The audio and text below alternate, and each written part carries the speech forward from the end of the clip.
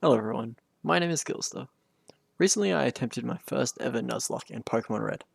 A Nuzlocke is something I've wanted to do for a while, and I finally figured out how to get the emulator set up, so here we are. For anyone who does not really know what a Nuzlocke is, let me explain it. A Nuzlocke is a set of rules amongst the Pokemon community to make the game slightly more challenging and interesting. There are only 3 basic rules to follow. 1. You can only catch the first Pokemon you encounter in each route. 2. You have to name all your Pokemon so you become more attached to them. 3. If a Pokemon faints, it is dead, and you cannot use it anymore. There are other rules that people play with, but those are the 3 essential ones. I also played with the rule of if I black out, the game is over. I have a fair bit of experience with Pokemon Red and Yellow, so that is why I started there. And these are the games I know the best. So I figured I would have the best chance of success. So let's get started. So I enter the world with Professor Oak asking my name, which I provided. He then also asked me my rival's name. I just picked Gary because that's what his name is in the show. And then my journey began. I firstly grabbed the potion out of the PC to give me a slight advantage. I then tried to explore through the world until I was stopped by Professor Oak. He took me to his lab of mystery. He then asked me to pick a starting Pokemon, to which I picked Squirtle and named Wetboy accordingly. The reasoning for this is so I have an advantage against Brock, the first gym leader. After picking Wetboy, I then proceeded to destroy Gary's Bulbasaur, then proceeding into town to collect Professor Oak's package. After returning it to him, he told me about the Pokedex and granted me with 5 Pokeballs, and I could finally begin my Pokemon journey. Into the wild I headed, and the first encounter I got was with a level 3 Pidgey, which I caught with no trouble and then named Sir Flappy. I then proceeded to grind their levels up until both Wetboy and Sir Flappy were level 8 each. Sir Flappy and Wetboy beat the shit out of some Rattatas and Pidgeys, more than I would like to share. In the process, Wetboy learnt Bubble, and Sir Flappy learnt Sand Attack, a move I would later cheese. I then began to head to Pewter City to face Brock, where I caught a second Pidgey I named Dam, in honor of the only word I said when it appeared. I then entered the Viridian Forest, where I had 2 simple strategies.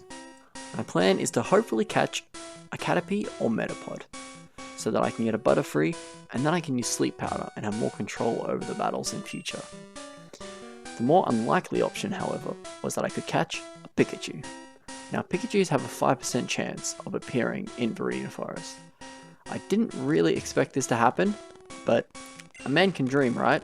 So anyway, I get my first encounter, and I get a Kakuna, which I name Harden, since that's all he'll ever do till level 12. I continued my way through Viridian Forest, collecting items and wiping the floor with trainers, not really having any issues. I did have a panic moment with poison, but I found an antidote not long after, and I was saved.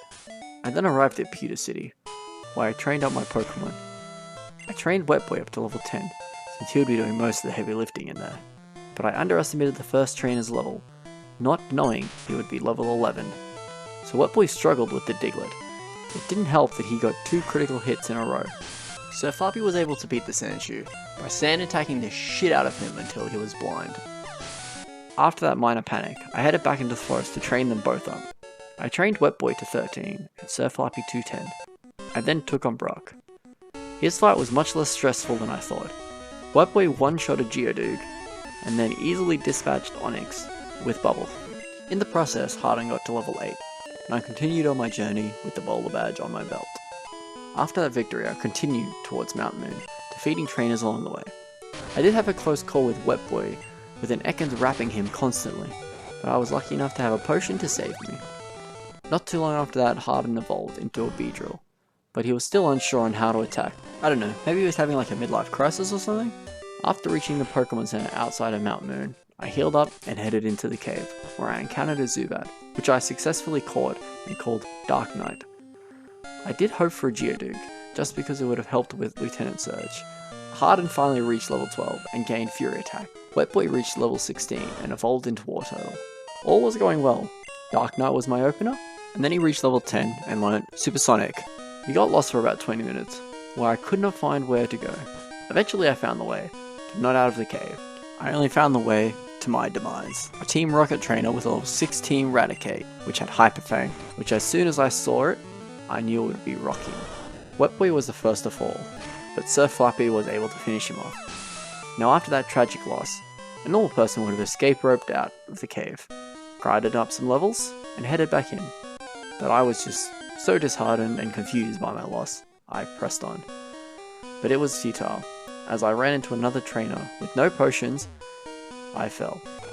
First, Sir Flappy, then followed Harden, and lastly in a long drawn out fight of the Supersonic failing and a Rat-a-tat constantly missing, Dark Knight finally fell, and I blacked out, and then the Nuzlocke was over. I had lost. So what happened? Why did I do so bad in my first attempt? Well, I did go into this with zero research, with nothing but my prior knowledge to Pokemon. I was also not really playing cautiously. I would often keep attacking Pokemon even though I was on 10 HP, even after they'd just done a 6 to 8 damage attack that was a non-crit, so a crit would have easily killed me. But some of the ways I could easily do better in the next run is a few simple things. I need to do some research on the gym levels. I definitely need to grind more levels.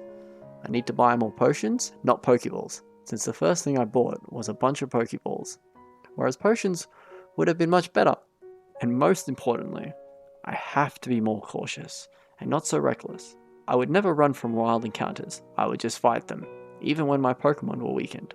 If I can manage all those things, then I should be able to complete, if not get much further through the next attempt. Well anyway, thanks for watching guys, and please look out for my next attempt coming soon. And as always, stay awesome.